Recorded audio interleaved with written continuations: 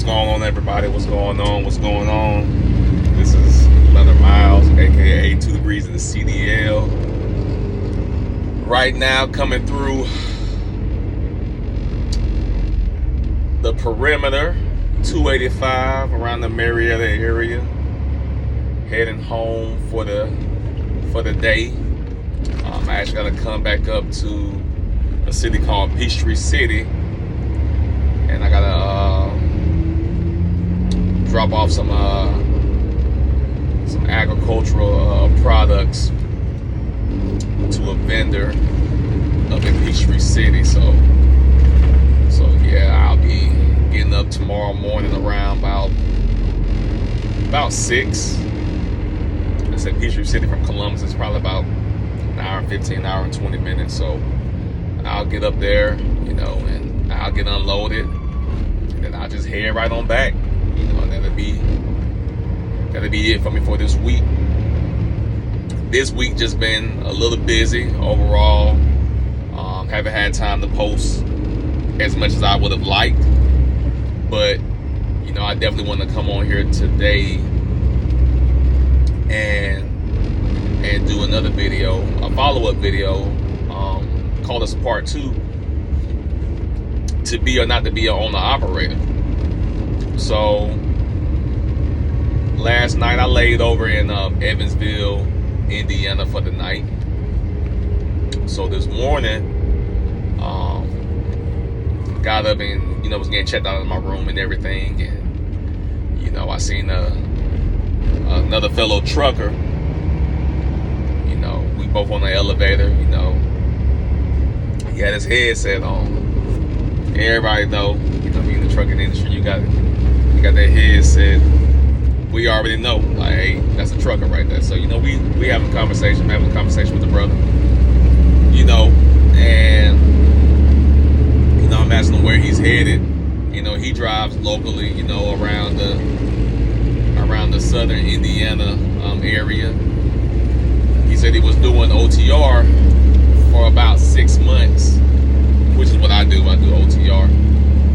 He said he was doing OTR for about 6 months, but with the family, the family constraints and everything like that, he was able to find something locally. So I said, all right, cool, man. I said that's what's up. We both walked out, and I was telling him, like, yeah, man, I'm getting ready to head back to Georgia myself. So we kind of parted ways. I cropped my truck up to get it warmed up. He did the same thing. Then we walked back inside. We was about to grab something to eat. So we just continued to dialogue a little bit further, and that's when we get to talking about just trucking in general. And, that's when he let me know, like yeah, man, I've been driving for 15 years, and I have my own authority. He said, but right now, he said, I'm just waiting until, well, he didn't really say wait. There's a reason for his waiting, and the reason for his waiting, to jump out and be an owner-operator is because he has some debt that he want to pay down. Like, he has bills, like he has overhead, and me and him sparked up the conversation, talking about that. And, I told him, I said, man, I've only been driving for close to 9 months now. And, I told him what I do as far as in the agriculture industry, and that I also told hazmat. And, he was just saying how, he definitely planning on getting his endorsements, his hazmat endorsements, so, he can transport hazmat. And, I told him, I said, man, it's worth it. I said, in my opinion, I said, just me being new out the gate, like I said, I feel like it's definitely worth it. But when it comes to, the owner-operator, he has the same sentiments as I do, which is, don't get in the owner-operator game if you still have major overhead. There's no need to buy a truck, you still have high amounts of consumer debt. Like, pay the consumer the money that you would use to buy that truck. Take that money and pay off your debt. You know, so therefore, when you get that truck and you running it, all you're focused on at that point, you know, is to prevent the maintenance of the truck and fuel. But when you have major overhead and now you're taking on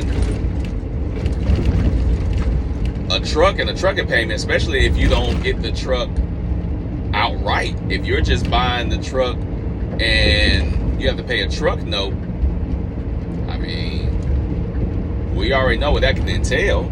You know, it's definitely gonna be high each month. You know, and definitely the insurance. And on top of that, you still have major overhead with the consumer debt. So, yeah, in that conversation that we had, you know, he definitely provided a lot of insight as well. It's like, you know, I know the market, you know, isn't really, you know, really well right now. He's like, but he said, you know, I'm still gonna get out there and I'm gonna do it, you know, but I'm only gonna do it once I pay off my consumer debt. So, you know, shout out to that brother, man. You know, like I say, even though, like I say, you know, the rates aren't, you know, what they normally are, according to a lot of, you know, people who are owner operators and even people who are getting into it, you know, for you to still be out there, you know, you still willing to run. And I believe you have to know how to run, you know, in order to make money. Because I hear from a lot of people that say that, you know, rates are bad right now, but they're still out there and they're making a damn good living. I believe this is just my opinion. You know, you have to be willing to work. I think with any field, any profession, you know, especially trucking, you got to be willing to work. You know, you can't just bypass every law. Oh man, I don't want to drive this. I don't want to drive that. Like, so what's the purpose of you having a truck? You know, if things just aren't going your way how you want them to, you know. I've seen people, you know, like I say, you know, still make a great living, you know, even though the economy is bad. But the main reason why they still make a great living is because they don't have any overhead. I have uncles that were in trucking. I have a cousin that was in trucking, you know. The main thing that I got from them, you know, when conversing with them about this industry is don't create no overhead for yourself. If you know you're out there working and when you got time to buy cars that's always sitting in the garage, like when you got time to drive it and you're on the road 5-6 days a week, sometimes, you know, shout out to those owner operators that are out, you know, 2-3 weeks at a time, sometimes even a month. When do you have time to really sit back and enjoy those things? You know, by the time you get off the road, all you're going to want to do is rest.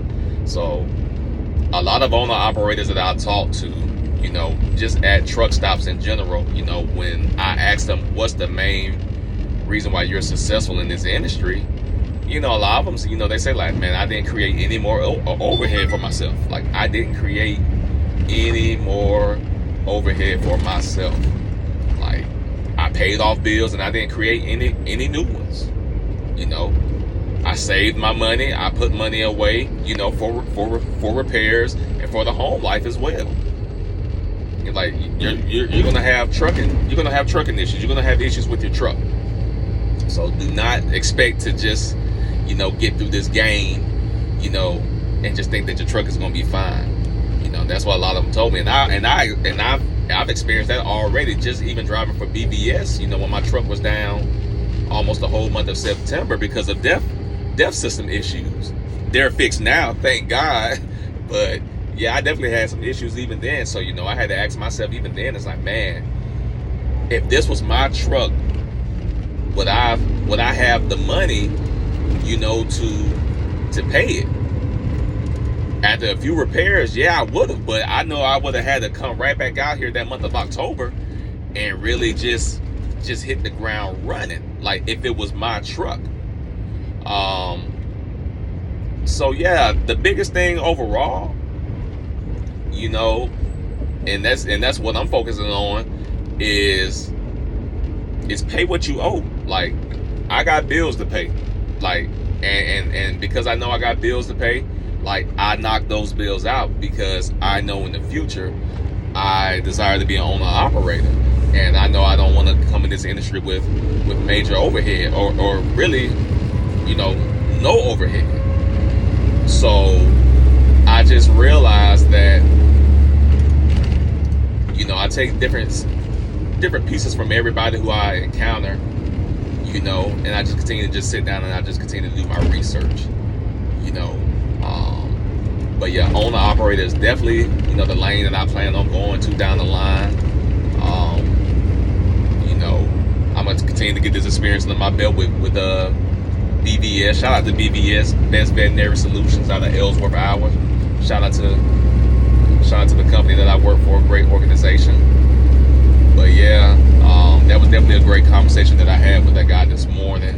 You know, definitely wanted to come on here and just share that with you all.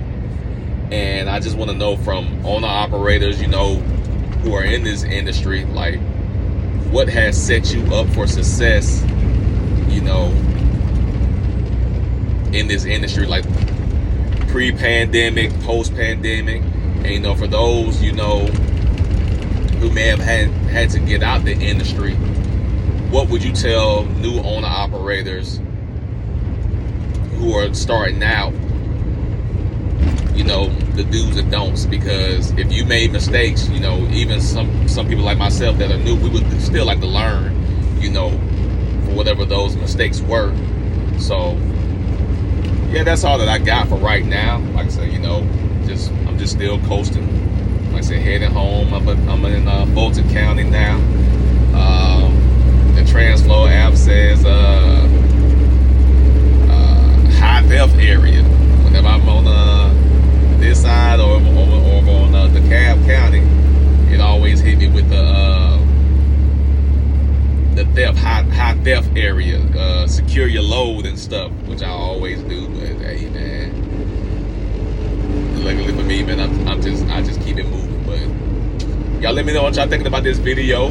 Make sure you like, share, subscribe to the channel. I would definitely appreciate it.